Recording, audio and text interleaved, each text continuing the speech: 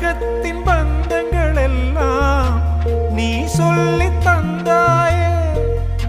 பிறப்புக்கும் இறப்புக்கும் இடையில் வழி நடத்தி சென்றாயே. உனக்கே ஓர் தொட்டில் கட்டி நானே தாயாய் மாறிட வேண்டும். ஆராரிராரோ நான் இங்கே பாட, தாயே நீ கண்ணுறங்கு என்னோட மடி சாய.